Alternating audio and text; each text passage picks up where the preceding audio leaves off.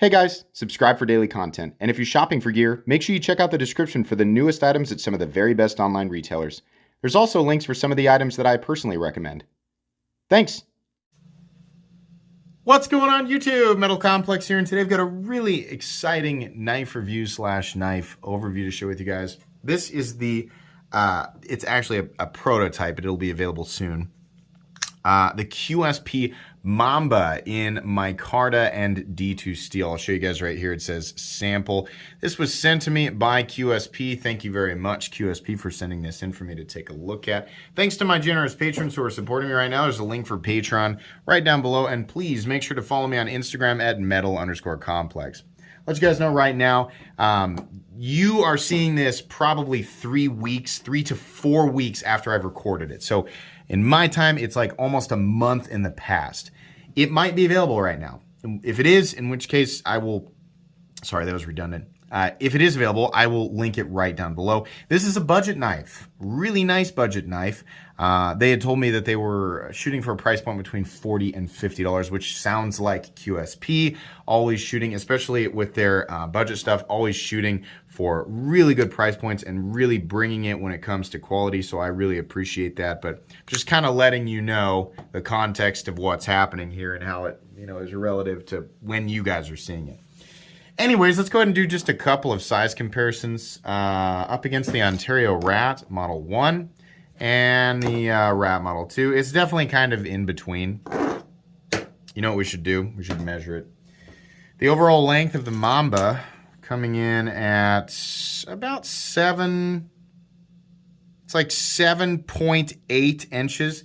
Blade length is, if you measure it down here, it's about 3.5. If you measure it up here, it's about 3.3. Cutting edge is coming in at exactly 3.25. Anyways, bring this guy back out. We'll go ahead and do how about the Spyderco Para 3? There you go. And last but not least, the Benchmade Bug Out, which it is similar to, except for its dimensions. Let's go ahead and do carry profile. Show you guys the action real quick. Real nice action. I mean, that's typical QSP. Real nice action. Running on bearings. Thickness up against the Spyderco Para 3. It's a little teeny tiny bit thicker, not much. It does have the steel liners and then the micarta sitting on top of it, but it's not bad. Body this way. I mean, this is this part of the carry profile that's going to make it really easy for a lot of people to carry. Length and height. Lengthwise, it's just a hair longer than the Spyderco Para 3. Definitely shorter than the PM2. Even including the flipper tab, it's nowhere near as tall. It's just kind of like a little rectangle. Let's go ahead and measure blade stock thickness. That's going to be... Sorry, getting my calipers out here, getting them zeroed out. Come on, zero. Blade stock thickness coming in at 120 thousandths or so, which is fine. Materials, we're looking at, like I said, D2 for the blade steel micarta and steel liners that have been milled out on the inside. Let's go ahead and weigh it. I'm going to guess it weighs something like 3.5 ounces. Let's find out.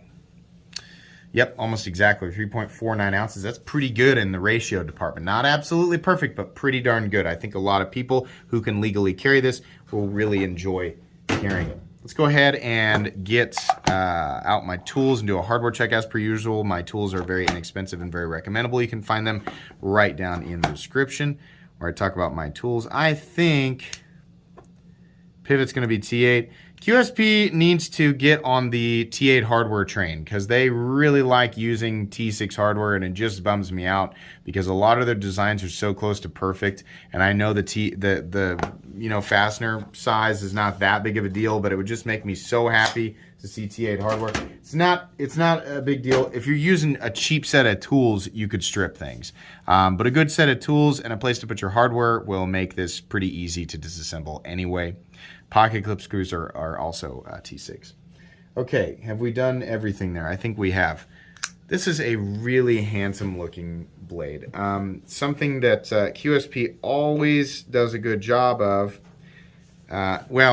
Some of their more expensive stuff, maybe not so much, but in this in the budget world, they're kind of really knocking it out of the park. I don't want to say the absolute kings, but in some cases it's like they even, despite having fierce competition in this territory, QSP does a fantastic job of bringing real quality for exceptional prices. So we have the blade, like, by the way, let's just start off by saying this. Fit and finish all the way around is just exceptional. Seating of the hardware, the feeling, the solidity of everything, just how all the pieces move together, the finish work, everything is really good. It's definitely, the fit and finish on QSP is better than most, if not all, of their competition for the same price or even slightly above it, right? This knife has better fit and finish than some of their competitors making knives in the $60 to $70, even upwards of $80 territory.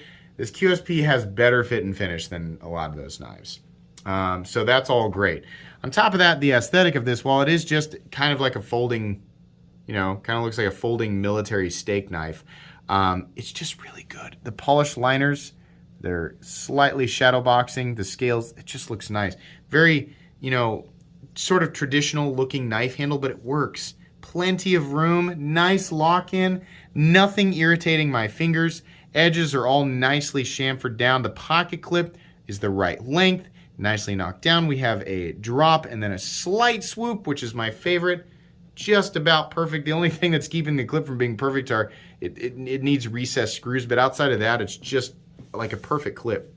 The flipper tab is a great shape, not super obtrusive, little tiny bit of jimping. You can push button it. I think it's better to just light switch it. Just works a little better. Access to the liner lock, plenty of room to get in there. Move that out of the way. No double clutch. Look at the action. Real nice action. Real nice action. It's nice, and it's not just kind of a cheap, loose feeling pivot like you get with a lot of budget knives. No, it feels thoroughly polished. Feels like everything is just exactly the way that it should be. Nice click, good detent, just really good. Jimping extends in this case about to where it should. Real happy with that. The blade is so it's so nice.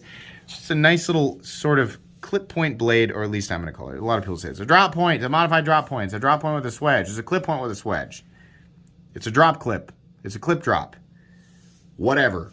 It looks good. Nice little swedge here. It's almost fully flat ground. It does come down to actually a pretty nice thin edge. The taper's good. I'll let you guys take a look at the taper out to the tip, right? Nice puncture tip. The edge is sharpened very, very well. Very sharp. No issues at all. No nicks, rolls, or anything like that from the factory. It's going to be a nice performance-oriented blade. And despite it being not a huge knife, you still get that full knife feeling because it's so long. So, it's not quite 8 inches. It's still where I, consider it to be a full knife-size territory. It just looks good. Love this area back here. They sort of curve, upwards, and this sort of comes around. I like how the swedge looks. Beautiful tumbled finish, which is infinitely better than the cheap-looking satin finish that we so often get at this price point. Sorry, I'm rubbing fingerprints off of this guy. Real nice edges up here on the spine are knocked down. There's no unnecessarily sharp edges up here. Really, really nice. The blade all the way around is just really, really nice. There is a little lanyard hole back here if you want to put a lanyard on it. A couple of standoffs, which is fine. Easy to clean out. Like I said, we already talked about the pocket clip. The only issue with it is that we've got non-recessed screws, but that's not really that big of a deal. Plenty of retention there still. Your stop pin is located up here, which is usually the case. Not always, but usually. Nice shouldering back there wrapping around the stop pin. Lockup is, we better flip it. Lockup is sitting at about, that looks like 40%, maybe 45% to me. No blade play, up, down, left, or right. How about pivot lash? Nope. And detent lash. Nope. How about centering? Centering is laser perfect. This is a nice knife. Not doing anything special. It's not anything new, but it looks nice. I like this one a lot. If I, could change some things, I'd want T8 hardware. Probably could be just a little bit thinner in the scales, and it just would be just absolutely perfect if they contoured them. Slightly thinner, or you know what? Don't knock down the thickness of the scales, just contour them. I'll take a little bit of extra thickness if I can get that contouring. Recess the pocket clip screws. Boy, outside of that, it's just about a perfect knife. Real simple. It's real boring. You know, a lot of people say, okay, well, that's great, but this territory of knife has been perfected. It has. It's still nice to see, you know, companies like QSP just continuing to pump out new things.